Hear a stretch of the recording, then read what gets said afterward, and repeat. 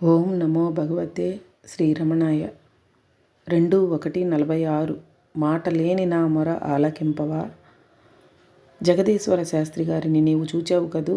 వారిక్కడుండగా ఒక కుక్క వారితో తిరుగుతూ ఉండేది. ఆ కుక్క చాలా బుద్ధిశాలి.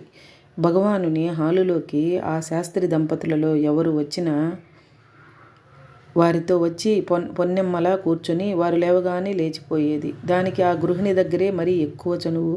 హాల్లోకి రాకుండా చేయాలని మన వాళ్ళు ఎంత ప్రయత్నించినా అది మానలేదు. ఒకసారి దాన్నెవరికో ఒప్పగించి ఆ దంపతులిద్దరూ పట్నం వెళ్ళి 15 రోజుల దాకా రాలేదు. అది మొదట 4-5 రోజులు హాల్లో వెదకి చూసి హాలు చుట్టూ తిరిగి వారు వెళ్ళే చోట్లన్నీ వెతికి విసిగి ఏమీ తోచక కాబోలు ఒక ఉదయం సుమారు 10 గంటలకు భగవాన్ సోఫా దగ్గరకు వచ్చి తదేక ధ్యానంగా శ్రీవారిని చూస్తూ నిలిచింది. నేనా ముందు వైపే కూర్చుని ఉన్నాను. భగవాన్ పేపర్ చూసుకుంటున్నారు. కృష్ణస్వామి వాళ్ళు ఎంత అదిలించినా పోలేదు. నేను చెప్పా పొమ్మని. కదలలేదు.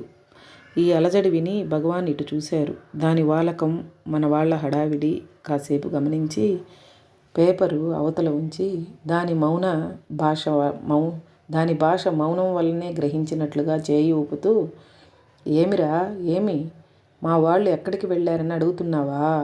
ఓహో, సరి తెలిసింది. వారు పట్నం వెళ్ళారు. ఇంకొక వారంలో వస్తారు. భయం లేదు, జాగ్రత్తగా ఉండు, సరేనా? ఇక వెళ్ళు అన్నారు. వారి మాట పూర్తి కావటమే వ్యవధిగా గిర్రున తిరిగి వెళ్ళిపోయింది ఆ కుక్క. వెంటనే భగవాన్ నాతో, చూచారా, మా వాళ్ళు ఎక్కడికి వెళ్ళారు, ఎప్పుడు వస్తారు అని నన్ను అడుగుతోంది. వీరెంత అదిలించినా నే చెప్పేదాకా కదలనే లేదు అన్నారు. మరొకసారి ఆ కుక్క తప్పు చేస్తే ఆ గృహిణి కోలతో 2 అంటించి ఒక పూటంతా గదిలో ఉంచి గొళ్ళెం పెట్టిందట. విడువగానే అది ఆమె మీద అలిగి ఆశ్రమానికి వచ్చి భగవాన్తో చెప్పుకోవటమే కాకుండా 4-5 రోజులు వారింటికి పోక ఆశ్రమంలోనే ఉండిపోయింది. భగవాను దానికి అన్నం పెట్టించి ఆ ఇల్లాలని ఇలా మందలించారు.